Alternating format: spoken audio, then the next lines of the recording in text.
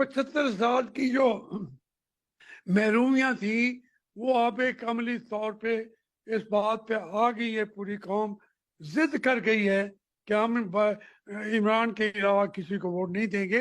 अमली तौर पर अगर मैं बेहिस हो जाऊं और कहूं कि इमरान खान को मैं नंगा कर रहा हूं, वो मैं खुद नंगा हो जाता हूं। मैं कहता हूँ हम नंगे हो रहे हैं, कौम को नंगा किया जा रहा है, इमरान खान को नंगा नहीं किया जा रहा। आज जो तशद्दुद जातियां जो मुझे इल्म में है, मैं जानता हूँ, कुछ मैं बता रहा हूँ, लेकिन मैं इन तमाम के अंदर मैं तहरीक इंसाफ के साथ हूँ, इमरान खान के साथ हूँ। इन तमाम जराइम को मैं खुश आमदेद नहीं कह सकता। मैं पॉलिटिकल वर्कर हूँ, मैं कोई लीडर तो हुई नहीं ना। मैं कैसे बर्दाश्त करूँ, लेकिन जो सारी उम्र मैंने बर्दाश्त नहीं किया, तो अब मैं चुप कर